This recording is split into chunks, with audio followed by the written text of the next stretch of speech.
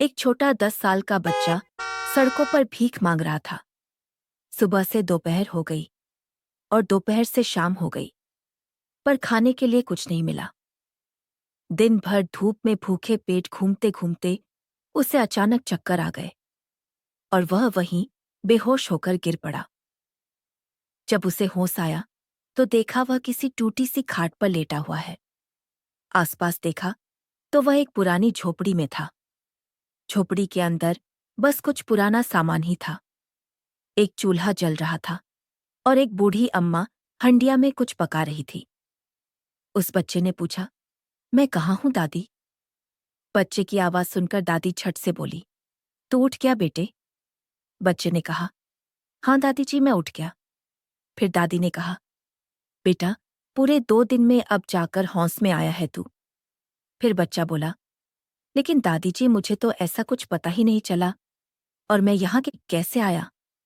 और आप कौन है दादी जी? दादी ने कहा, मैं रास्ते से गुजर रही थी, तभी मैंने देखा तू सड़क पर बेहोश था। किसी ने नहीं उठाया तुझे, फिर मैं तुझे अपने घर ले आई। बेटा ये बताओ, तुम्हारे माँ बाप कहाँ हैं? कहाँ रहते हो? बच्चे ने कहा, मेरा कोई नहीं है, मैं अकेला हूँ। मेरे माता पिता का देहांत हो चुका है। फिर बच्चे ने दादी से पूछा, आप यहाँ अकेले रहते हो दादी जी? कौन कौन रहते हैं आपके साथ? दादी ने कहा, बेटा जैसे तुम्हारा कोई नहीं है इस दुनिया में, वैसे ही मेरा भी कोई नहीं है। क्या तुम मेरे साथ रहना चाहोगे? बच्चे ने कुछ देर सोचा, फिर खुश होकर कहा, हाँ दादी जी, मैं रह लूंगा आपके साथ। बच्चे ने फिर पूछा, दादी जी आप काम क्या करते हो? दादी जी ने कहा, बेटा पहले खाना खा लो, फिर मैं तुम्हें लेकर चलूंगी उस जगह कि मैं क्या काम करती हूँ। बच्चा ये जानने के लिए उत्सुक था कि दादी जी कौन सा काम करती है और अब से वह भी दादी जी के काम में उनकी मदद करेगा। बच्चे ने खाना खाया और दादी से कहा, दादी जी न जाने मैंने कितने दिनों बाद भर पेट खाना खाया है।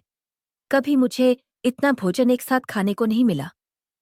दादी मुस्कुराई और बोली, बेटा अब से रोज भर पेट भोजन करना। दादी ने भोजन किया और फिर वे घर से बाहर निकले। बाहर निकलते ही बच्चा चौंक गया और बोला, दादी जी हम तो जंगल में हैं, आसपास तो घना जंगल है। मुझे लगा था हम शहर में ही हैं। और दादी जी यहाँ से शहर कितनी दूर है? दादी ने कहा, बेटा यहाँ से शहर 700 कोस की दूरी से भी ज्यादा दूर है। बच्चे ने कहा, लेकिन दादी मुझे आप इतनी दूर लाए कैसे? क्योंकि पैदल इतना सफर करने में कई दिन लग जाते हैं। दादी ने कहा, तू सवाल बहुत करता है, तेरे सब सवाल के जवाब तुझे धीरे धीरे मिल जाएंगे। अभी बस मेरे साथ साथ चलता रह, सवाल मत कर। अब बच्चा खामोश हो गया और साथ साथ चलने लगा। रास्ते में यही सोचता रहा कि कहीं मैंने दादी के साथ रहने की कोई भूल तो नहीं कर दी। आखिर दादी का क्या रहस्य है? और इतनी देर से चल रहे हैं लेकिन कहाँ जाना है कुछ भी पता नहीं चल रहा। अब चलते चलते वे एक नदी के पास पहुंचे। अजीब सी नदी थी। उस नदी का पानी भी कुछ अलग सा दिख रहा था और वहां पहुंचकर ऐसा लगा जैसे वहां का वातावरण कुछ और ही था। जानवरों की अजीब सी आवाजें आ रही थीं। बच्चा काफी डरा हुआ सा था। दादी से एक बार डांट सुनने के बाद उसमें अब और सवाल करने की हिम्मत नहीं हुई। वे दोनों नदी के किनारे आकर रुके। दोस्तों, कहानी में आगे बढ़ने से पहले वीडियो को लाइक और चैनल को सब्सक्राइब कर लो यार प्लीज़। दिन रात मेहनत लगती है वीडियो एनिमेशन बनाने में। वे दोनों नदी के किनारे रुके हुए थे। तभी एक बड़ा सा चील उड़कर आया और उस दादी के सामने आकर बैठ गया। बच्चा इतनी बड़ी चील को देखकर डर गया और दादी के पीछे छिप गया। दादी ने कहा, डरो मत, इसे अपना दोस्त ही समझो। तभी चील ने इंसानी आवाज में बोलने लगता है और उसने दादी से पूछा, ये लड़का कौन है और आपने इसे इस जगह पर क्यों लेकर आए हो? चील के इंसानी आवाज में बोलते सुनकर बच्चा बुरी तरह सहम गया, डर गया। उसके मुंह से शब्द नहीं निकल पा रहे थे।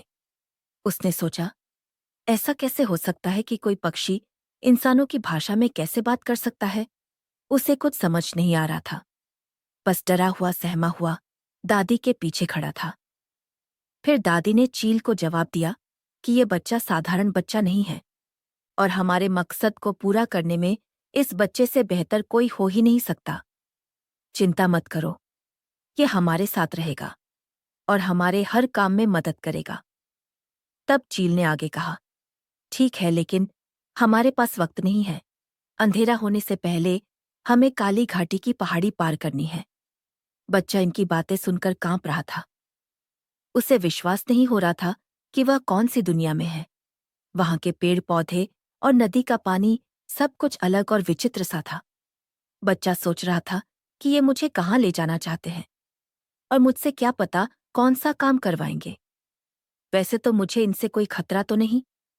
अगर खतरा होता तो ये मुझे नुकसान पहुंचा सकते थे, लेकिन ये मुझे अपने साथ रखना चाहते हैं।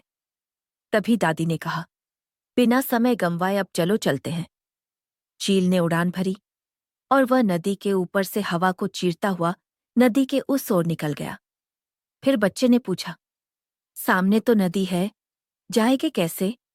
दादी ने बच्चे से कहा, अपनी आंखें बंद करो और मैं ना कहूं तब तक आंखें मत खोलना।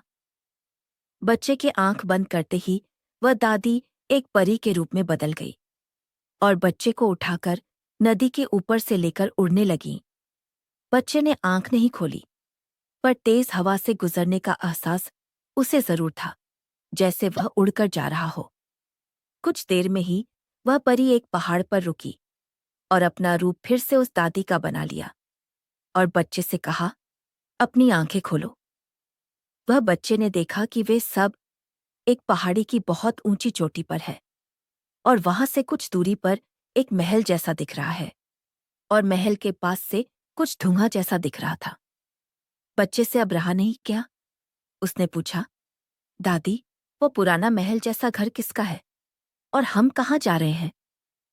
उस दादी ने कुछ देर सोचा, फिर कहा, बस इतना समझ लो, वो तुम्हारा ही घर है और तुम्हारे माता पिता वहीं पर कैद है और तुम अनाथ नहीं हो। अब अगर तुम्हें इस रहस्यमय दुनिया से बाहर निकलना है तो तुम अपने माता पिता के साथ ही इस रहस्यमय दुनिया से बाहर जा सकते हो। अकेले नहीं जा पाओगे, पर इसके लिए तुम्हें हमारा एक काम करना पड़ेगा। यहां से आगे अब तुझे अकेले जाना पड़ेगा। अगर कुछ खतरा महसूस हुआ तो चील तुम्हारी मदद करेगा, वह यहीं से तुम पर नजर बनाकर रखेगा। बच्चे ने पूछा, लेकिन मुझे वहां जाकर करना क्या है? फिर दादी ने कहा, वहां जाकर तुम्हें पहले अपने माता पिता को खोजना है कि वे किस कोठरी में कैद है। लेकिन हाँ, ध्यान से जाना, रास्ते में बहुत खतरे हैं और महल में इस तरह से जाना कि किसी की नजर में न आओ। अपने माता पिता को ढूंढने के बाद उनको पहले ये यकीन दिलाना कि तुम ही उनके बेटे हो। जब उनको एक बार तुझ पर यकीन हो जाएगा तो वे तुम्हें एक काम देंगे। बस वो कौन सा काम है? बस यही बात तुम यहां आकर मुझे बताना कि उन्होंने तुम्हें क्या करने का कहा है। चलो, अब जल्दी जाओ, समय बर्बाद मत करो। अब वह बच्चा धीरे धीरे पहाड़ी उतरने की कोशिश करने लगा। उसके मन में बस एक बात की खुशी थी कि उसके माता पिता जीवित हैं और आज पहली बार उनको देखेगा, क्योंकि बचपन से वह उनके साथ नहीं था। वह जैसे तैसे कोशिश करता हुआ नीचे उतर ही रहा था कि अचानक उसका पैर फिसला और वह सीधा फिसलते फिसलते पहाड़ी के नीचे एक बड़े से तालाब में जाकर गिर गया और डूबने लगा। दोस्तों, जल्द ही इस रहस्यमय दुनिया का अगला पार्ट आपको मिलेगा, जिसमें अनगिनत रोमांच से भरे रहस्य आपके सामने होंगे। कमेंट करके बताएं आपको स्टोरी कैसी लग रही है।